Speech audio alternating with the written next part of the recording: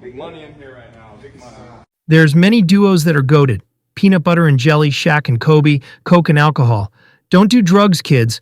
We're talking about the best quarterback-wide receiver duos in NFL history. You know, those guys who are just so locked in, it's like they were sharing a freaking brain.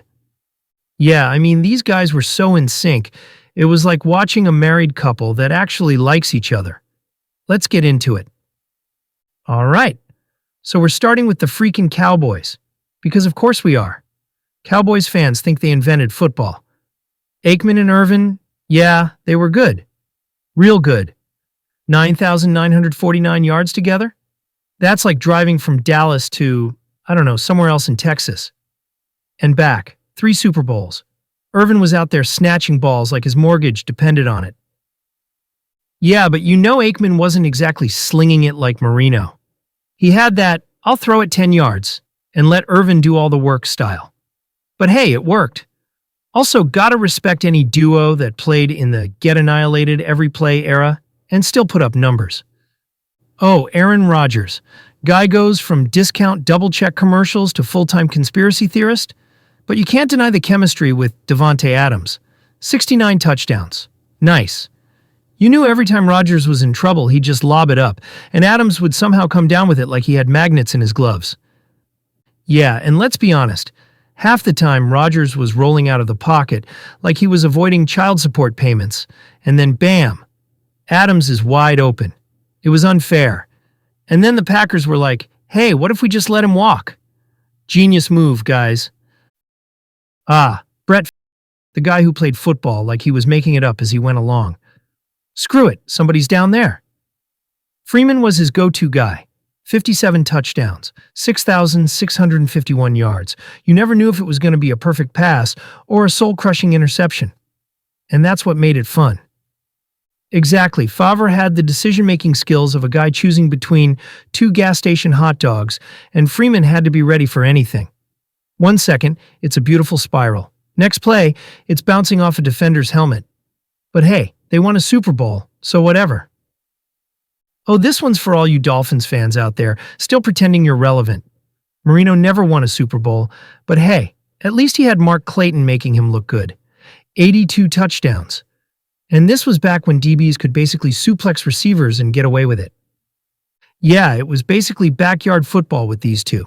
Marino would drop back, launch at 60 yards, and Clayton would somehow be there.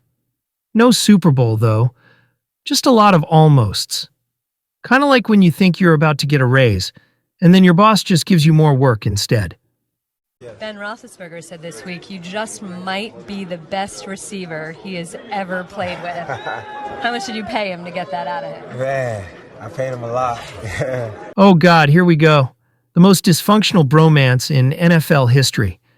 Big Ben and Antonio Brown, when they were on, they were unstoppable. 78 touchdowns, 10,768 yards, and then, Antonio lost his freaking mind. Yeah, I mean, these two are poetry in motion, and then it turned into a soap opera. Big Ben's throwing dimes, AB's making impossible catches, and then boom, helmet throwing, feet frying, quitting mid-game madness. But hey, while it lasted, it was magic.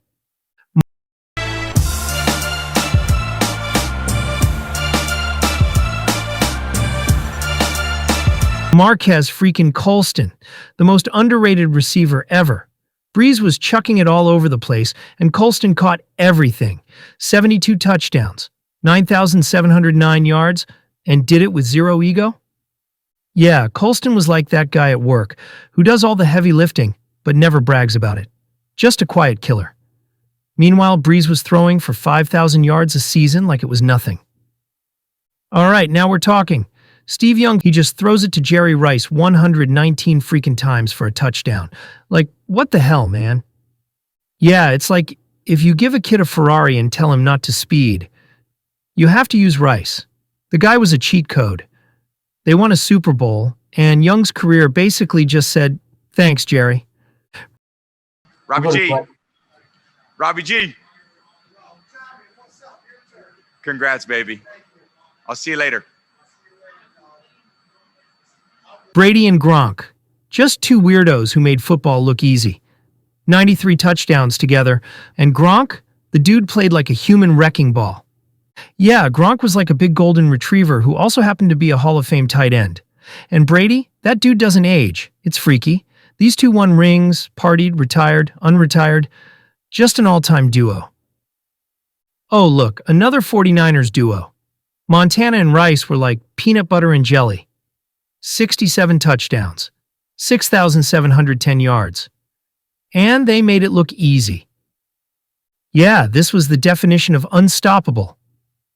Montana was dropping dimes, Rice was running perfect routes, and the rest of the NFL was just sitting there like, what the hell are we supposed to do?